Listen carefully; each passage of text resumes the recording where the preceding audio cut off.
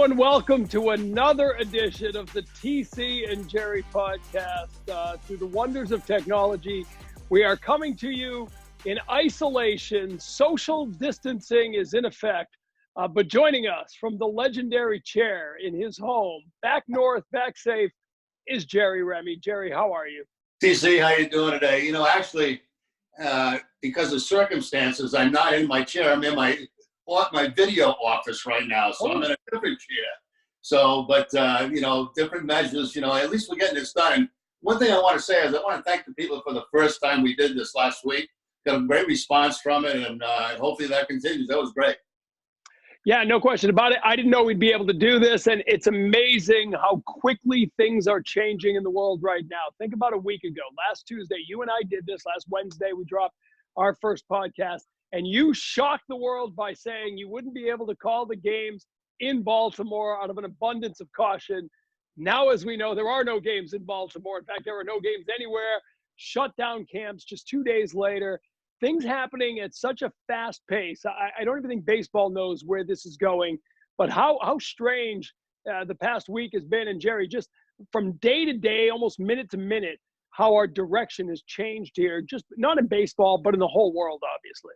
Well, for me, this is surreal because you talked about it a week ago. We're down in Fort Myers, all surrounded by a big baseball group, sunshine, beautiful weather, doing games on TV.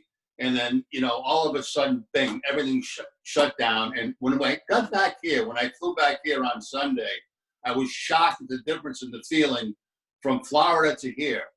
This seems, when you get up here, it's 24/7 that you're hearing about this. It wasn't that way in Florida. And it's a little bit scary, I must admit. I'm quarantined in the house right now because doctors don't want me going out, to be anywhere near the public. I don't even go to Starbucks in the morning anymore. I just sit in the house. And it's we were talking about how long this might go on. The last I heard yesterday was the president saying something like could be July to August. So, how does baseball know anything? They don't know anything right now. The initial thing they said, TC, was, well, we're going to shut down the second week of April. Well, obviously it's not going to be that. So, everybody's playing this day by day, hour by hour, actually, because it seems like there's new news coming out every hour. Yeah, reports yesterday that baseball's admitting it'll be 8 weeks now at the earliest because the government now is recommending 8 weeks of keeping groups to 10 or fewer. So, now you're talking about mid-May at the earliest, getting closer to that June start, which is kind of what you said all along over the last couple of weeks. Let's get we're going to dive into all that in a moment, and we'll get to Tom Brady as well. But let's begin with you, Jerry. Obviously, your health is a concern for all of us. You got out of Florida, no problems. Will this interfere with your treatments? Are you okay? Well, the interesting thing is I just got off the phone with my oncologist, and they don't want me to come into the hospital on Friday. I was scheduled for treatment. They said, that's okay. You can miss the treatment because the immunotherapy stays in your system for a long period of time. So, but they don't want anybody in the hospital right now, that's going to interfere with what's going on around the world. And so I was kind of shocked to hear that, but he clarified it all for me. It's okay to miss the treatment. So my next one will be scheduled 3 weeks from this Friday, and hopefully by then it will be okay to go in there. But everybody's world's upside down. I mean, it's not just me. I'm feeling fine. I'm doing well. I just have to be cautious. I'm in that group that's over, 60 years old, obviously, and who's at a high risk to catch this thing. So I'm very well aware of that. And my family's very well aware of that. And so we're taking all the precautions we can, as you are. Well, and as you talked about, Jerry, it is so much different here. For those of us, I mean, we were in a cocoon. We were in a bubble down in Florida yeah. I was there longer than you, right? I was there for 5 weeks. I got back Friday, a couple of days before you, and a friend, Mike Berry, our assignment editor, had texted and said, hey, you ought to go get food because people are making a run on everything. My wife and I went to the grocery store Friday night. It was straight out of The Walking Dead. I mean, the shelves were empty. You couldn't find paper products. And we didn't feel that down in Florida. Now, I understand, talking to Dennis Eckersley yesterday, he said California's like that. I think everyone is getting on board now. I think everyone is running the store and getting food nationwide. But I think you're right, Jerry. It was really, it was a kind of a slap in the face that it was so much more serious. Maybe because so many medical people are up here in Boston that they were hearing about it with more urgency than we were down in Florida, but it certainly seems that people were taking this a lot more seriously, a lot quicker in Massachusetts than they were down south. Yeah, and I think one of the reasons for that, TC, is because down there everything's spread out. Everything's not confined to a big city like this where people are so close to each other. Florida, as we know, is spread out with homes and condominiums and golf courses and all that stuff and the beautiful weather. So that's why we saw more people outside. I think they're taking it very serious down there, but it didn't feel the same way. And especially for us, because we were involved in our work. We were involved in baseball. And it was strange, and all of a sudden, you just remove from that, and you're into this world where I can't keep my eyes off the television because every hour there's a new update on what's going on. And it's shocking to me. And to think, it really took the NBA really to lead the way, I think, in sports to make their move. And once they made their move, the NHL made their move, baseball made their move, soccer made their move, and they certainly did the wise thing. I think they're being awfully, optimistic, thinking that, in 8 weeks we're going to be playing baseball. That to me is not going to happen. And, from experience, if you don't mind me talking, from experience, I've been in situations where I've been on strike, when years and years ago, lockout strikes, where we've missed as much as 6 weeks. And what's going to happen now is that teams are going to have to report back to spring training, and they're going to need a minimum of 3 weeks to get ready, because it's going to be almost like starting all over again. This whole idea of them staying down there, I think right now and working on their own is crazy. I really think it is. I think they should be going back to their homes, and then when it's time to go play ball again, you go back to spring training. You need a minimum of 3 weeks, possibly 4 weeks, and then you get the season started wherever that may be. Yeah, 1981 was the one where you missed the middle of the season, right? Where they shut down in June, and it was almost 2 months before you got back to work. Do you remember what it was like to get back to work, how that all went together for the players? It did. What happened originally is a lot of the players stayed in the area. And then, once we figured out that this was going to be longer than a week, 2 weeks, we were actually having practices in a high school field. Not everybody, but, those who felt like coming would come just to try to keep our legs in shape and in some baseball shape. And then once we realized it was going to go longer, everybody just spread to their homes. And then we ended up we came back to Boston when the strike was over, and we worked out as a team. Then we had some exhibition games, I remember, against Montreal, I believe, going up to Montreal. They came to Boston, so they were like three or four games that we played, and then we got back to the season. This is going to be totally different because there's been basically no spring training. As we know, when we left, there was nothing decided in spring training. We didn't know what the starting rotation was going to be. These guys are going to have to shut down now. They can still throw on the side and throw, but it's not like playing games. And even the games were only about halfway through. So, this is totally new territory for everybody. Yeah, I think that's what changed over the weekend too, right? With Thursday, we were told, the camps will stay open. They're closed to the public, closed to the media, but players can come work out. The Yankees said, we're all going to stay together. We're all going to work out. Well, by Sunday, 48 hours later, right? That was Friday. They announced that. By Sunday, right. Major League Baseball was saying, get out. We're shutting it down. Right. Go home, be with your families. And now we know a couple of New York Yankee minor leaguers have tested positive. A second one announced today. So obviously a quarantine situation going on there. But I want to go back to 81 because I'm curious about all that. Did you start in Florida and then come up to Boston and sort of continue spring training, or how did you do that? The best of my recollection, we just started in Boston because the weather was warm at the time. It was not a case where we were still having bad weather.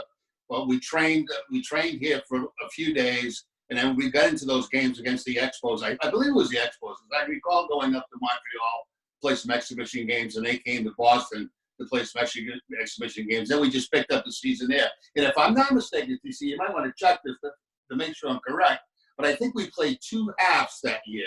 We played the half that was already started, and then we played a second half of the season, and the winners went on to play for the championship. Right. Yeah, so there was obviously no wild card then. So what you did is you had a first half champ, a second half champ. Those teams played. The winner won the pennant. So that was interesting. Yeah. And that strike, if I'm not mistaken, was only 6 weeks. That was only 6 weeks. So that's why we were able to get back to playing quicker. This is going to be longer than 6 weeks. Right. And you were already in midseason shape. I mean, you guys had already played 3 months of the season. Yeah. Right. Okay. Today the good news today, I turned on one of the local news stations and I watched more than a half hour of news without a single mention of the coronavirus or COVID-19. The bad news is it was all about Tom Brady leaving. And now we know that Brady is gone. Your reaction to that? I mean, again, we're covering the Red Sox. We're knee deep on baseball, but we've seen very closely what this guy has meant. He's been to the ballpark a few times. We've gotten to meet him and talk to him over the years. Were you surprised this morning when that news came out? I was surprised. I can't say I'm shocked because nothing in professional sports shocks me anymore. But I was surprised and I was a little bit disappointed because, look, for the last 20 years, we've watched this guy excel on the football field. And I really thought that he would finish his career as a Patriot. But the one thing you got to remember about Brady is throughout his career, and correct me if I'm wrong, you know more about it than I do. He never got the big money. He always, deferred money to stay under the salary cap, if I'm not mistaken. And so he was never one of the highest paid quarterbacks in baseball and football. So now he gets that opportunity to go out there and see really what he's worth and what he's going to get. And I think it might have opened his eyes a little bit to what's going on. But it's hard for me because I'm such a Patriot fan and I'm such a Brady fan, such a Belichick fan, it's hard for me to believe that he's going to actually put on another uniform and finish his career with somebody else. It's hard for me to believe that. Well, it's like Angels fans thinking of you in a Red Sox uniform at the end. I mean, I think it's the same sort of, feeling. But think about it, right? Bobby Orr finished with the Chicago Blackhawks. Yeah. Michael Jordan went to the Wizards. Wayne Right. Gretzky bounced around a bunch of teams. It happens to the best of them. But I think you're right. In the end, he was never the highest paid quarterback. He always deferred the money, and I think we know, and you were a professional athlete. I certainly was not, and we've covered him forever.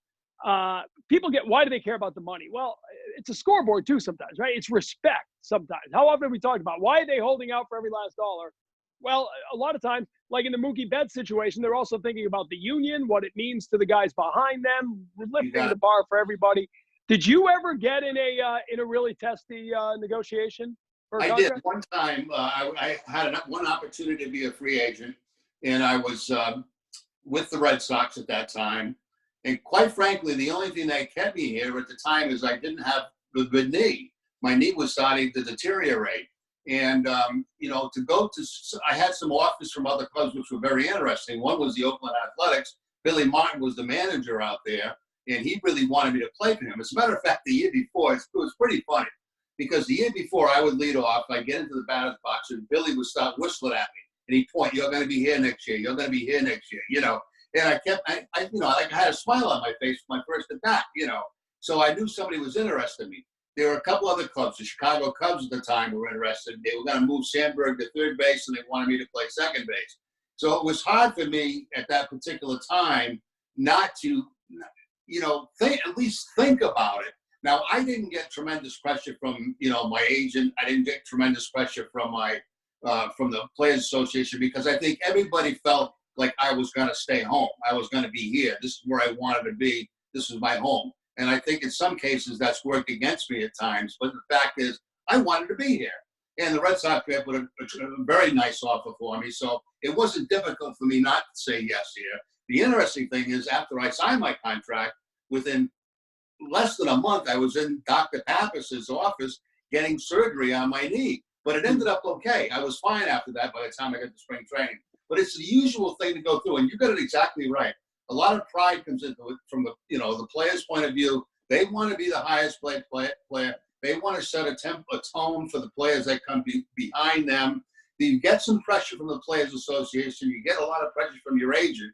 Mookie Betts, I think, is a great example of that. I think that he was under a tremendous amount of pressure, to continue to play this out to see what was going to happen to him when he's done. So that's how it works in professional sports. Look, when I look back now, and I'm taking a lot of your time, but when I look back now, I'm 67 years old.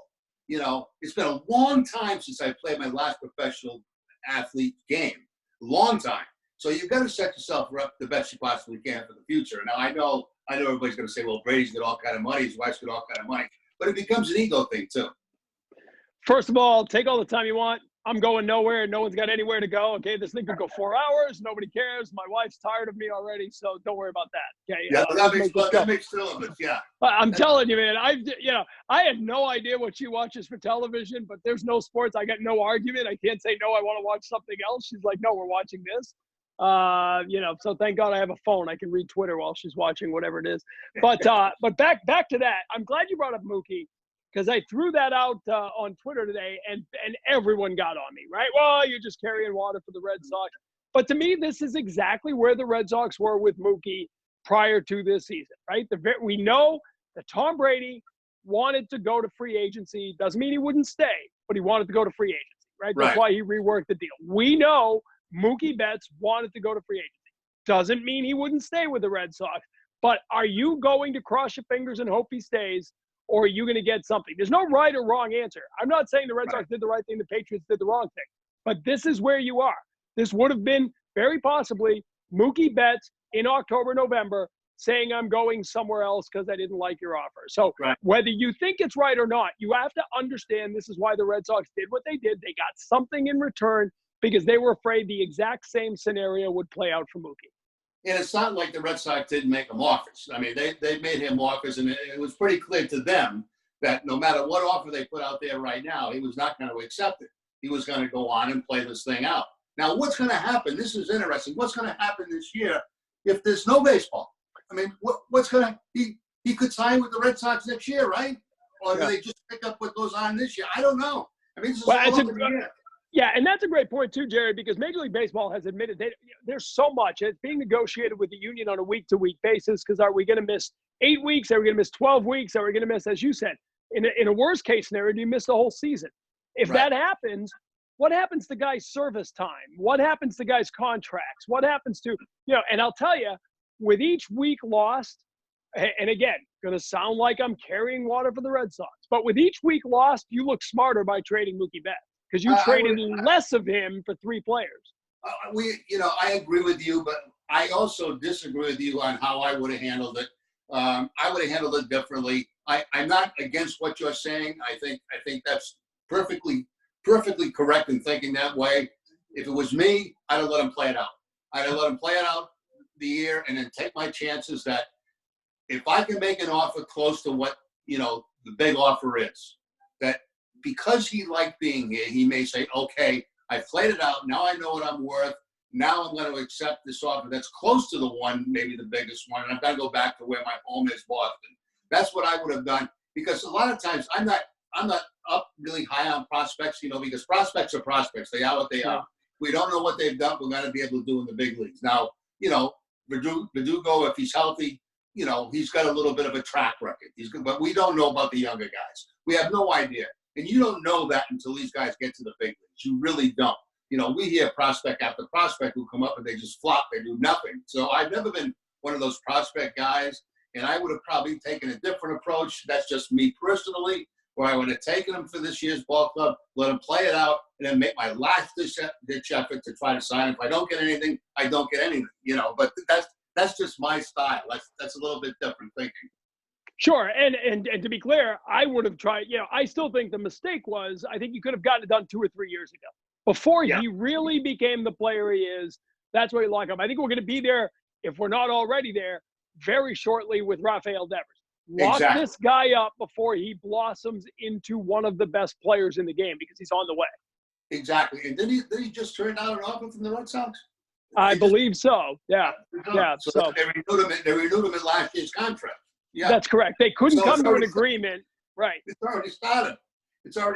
And then you get Bogaerts on the other hand. Bogaerts probably left money on the table because he wanted to stay here. So I think that day's coming now that they freed up money. I don't know this, but I would assume they'll start talking with Devers about a real extension where they put some money on the table. Other thing I want to mention, minor leaguers. Listen, there's a lot of people in the world right now you got to feel bad for. Keep minor league baseball players on that list, because these guys make nothing. Those fortunate enough to sign for big money contract signing bonuses are probably fine. Most guys do not. They get short signing bonuses, and they're playing for under minimum wage. They play for nothing. And most of them have now been sent home and they're not getting per diem. Teams don't get paid. I don't think fans fully understand that. Players don't get paid at spring training. Right. Baseball America did say a handful of teams, including the Red Sox, told them that they are currently still paying their minor leaguers their per diem and their expenses at least through this week. So that's good news, and good on the Red Sox for doing that. But these guys are going to have a rough time if this thing keeps going, Jerry. Yeah, minor leagues is tough business, man. You know, it really is. It's you're trying to make it to the big show, and you're battling for everything you get at that level. You don't make anywhere close to the money, not even close to what the big leagues make, not even close to what a rookie makes in the big league. You know, a rookie can survive. He can survive a year. He can, he made it up. You know, they might have made enough money last year, to save, get them through the off season and get them through next year. But when you talk about the minor leaguers, they have nothing. You know, it's a shame to see the discrepancy between the major leagues and the minor leagues, and I certainly understand it.